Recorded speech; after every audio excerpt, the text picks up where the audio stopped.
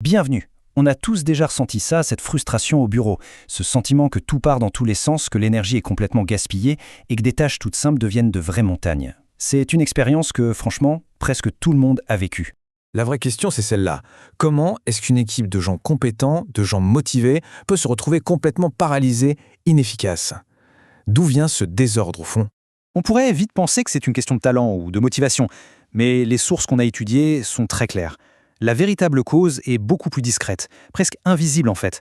C'est un problème fondamental de coordination. Alors, la coordination, c'est quoi exactement? Attention, ce n'est pas juste travailler ensemble. Non, c'est vraiment l'art d'aligner les tâches, les outils, les infos pour que le groupe devienne plus fort que la somme de ses membres. C'est un peu, si on veut, l'huile dans les rouages du travail d'équipe.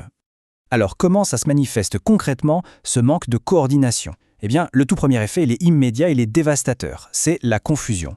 Plus personne ne sait vraiment qui doit faire quoi. Et cette confusion, elle mène tout droit à deux énormes gaspillages.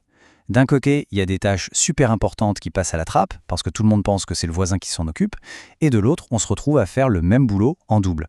Dans les deux cas, c'est une perte de temps, une perte d'énergie, bref, l'inefficacité à l'état pur.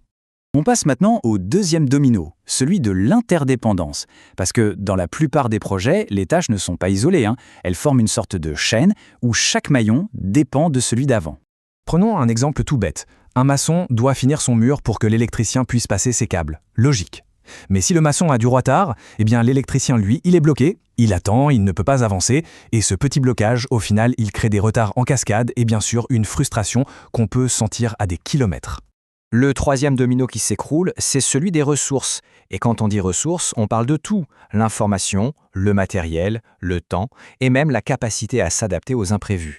Et là, c'est la porte ouverte aux défaillances en chaîne. L'information circule pas bien, donc les priorités changent tout le temps.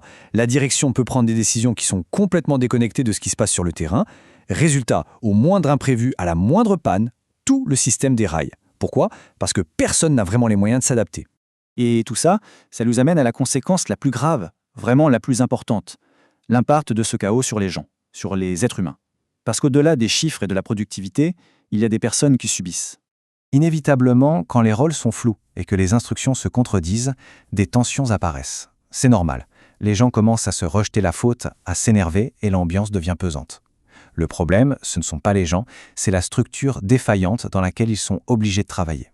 Ensuite, on voit apparaître un déséquilibre vraiment toxique. D'un côté, on a certains membres de l'équipe, souvent les plus consciencieux d'ailleurs, qui se retrouvent complètement surchargés parce qu'ils essaient de compenser tout ce désordre. Et pendant ce temps-là, d'autres sont à l'arrêt, bloqués par les retards des autres et se sentent complètement inutiles. Et le résultat final de tout ça, c'est la perte de sens. Travailler dans le chaos, sans vraiment comprendre les objectifs, sans communication claire, c'est juste épuisant. La motivation s'effrite petit à petit jusqu'à disparaître, parce qu'on ne voit plus à quoi servent nos propres efforts. Alors, face à cette spirale infernale, comment on fait pour inverser la tendance? Eh bien, la réponse se trouve à la racine même du problème. Si c'est le manque de coordination qui crée le chaos, alors c'est en maîtrisant l'art de coordonner qu'on peut espérer restaurer l'ordre et l'efficacité. Cette citation issue de nos sources résume l'enjeu à la perfection. Penser la coordination, c'est comme construire un rempart contre le gaspillage et les conflits. Ce n'est pas juste une petite compétence douce à la mode, non, c'est le fondement même d'un travail d'équipe qui est sain et vraiment productif. Et ça nous laisse avec une dernière réflexion. Si on a bien compris à quel point la coordination est vitale, la prochaine étape logique, c'est de se demander mais comment savoir si la coordination de notre propre équipe, elle est efficace? Quels sont les signes qu'il faut surveiller? C'est peut-être là la toute première étape pour commencer à transformer le chaos en harmonie.